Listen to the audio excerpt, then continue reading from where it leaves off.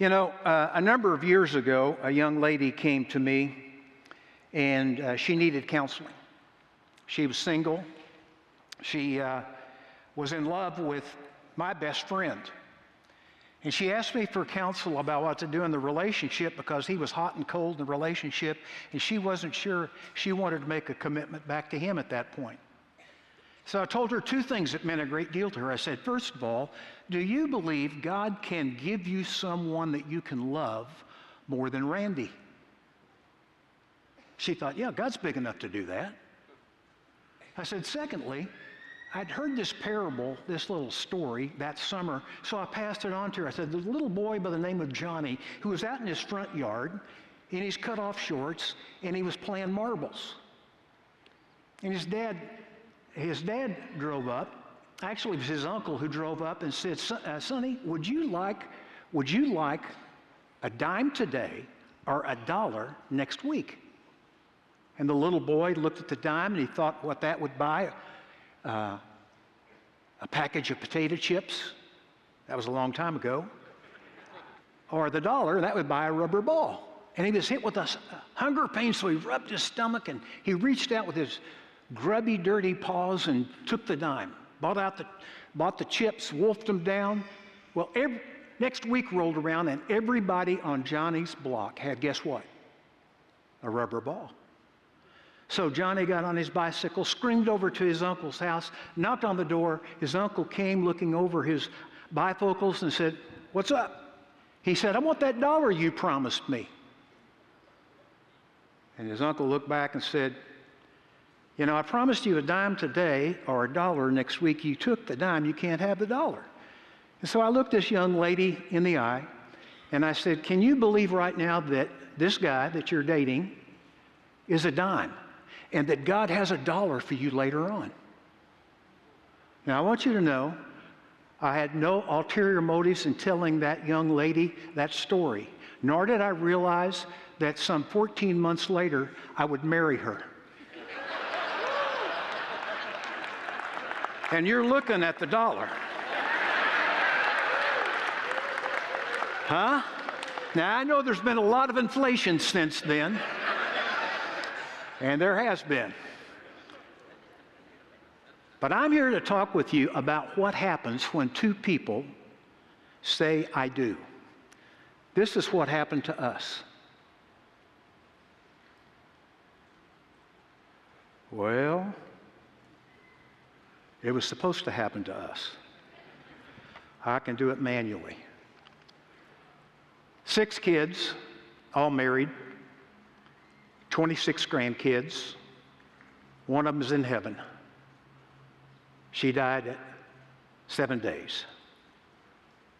Great joys and mountaintops, deep, profound valleys.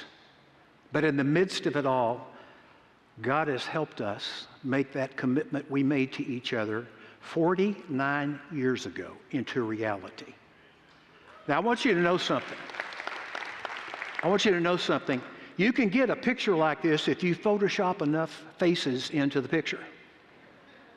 You don't get a perfect family on this side of the border, speaking heaven. There's a lot of messes, there's a lot of drama, but you know what? It's still a family. And you need to consider yourselves fortunate here. This message started out about a decade ago with 40 lessons from 40 years of marriage.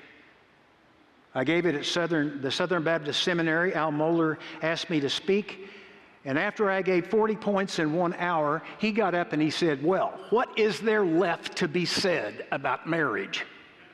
Well, those of you who know who Dr. Al Mohler is, he had plenty to say, trust me. But I've whittled this down just for this audience to give you 20 lessons from 49 years of marriage. Some are warnings, some are encouragements, but this is where life is hammered out. It's the anvil where your faith makes up its mind. Well, let's look at number 1. Marriage and family are about the glory of God, not you. Maybe you got married like Barbara and I did. We had no idea of the bigness of what God had wrapped up when he created marriage in the first place. Genesis 1:26 through 28. He made them male and female. He made them to reflect his image to a fallen earth. Let me ask you a question that you know the answer to. Is there a need in this world today to see the image of God between two broken people who are committed to each other? Yes. 1,000 times yes. Our marriage covenants need to go the distance. Then there's that statement underneath it where it says, your marriage has the transcendent purpose of reflecting God to a fallen world. God is spirit. He made us in his image.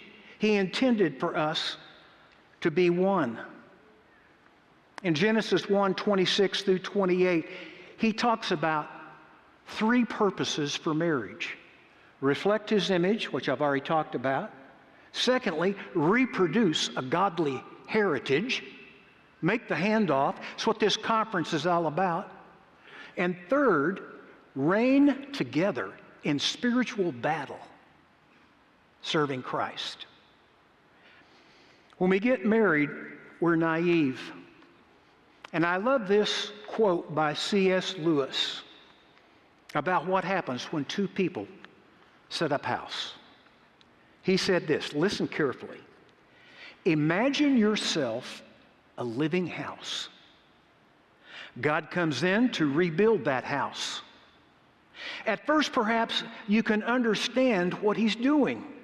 He's getting the drains right, stopping the leaks in the roof, and so on. You knew those jobs needed to be done, so you're not surprised.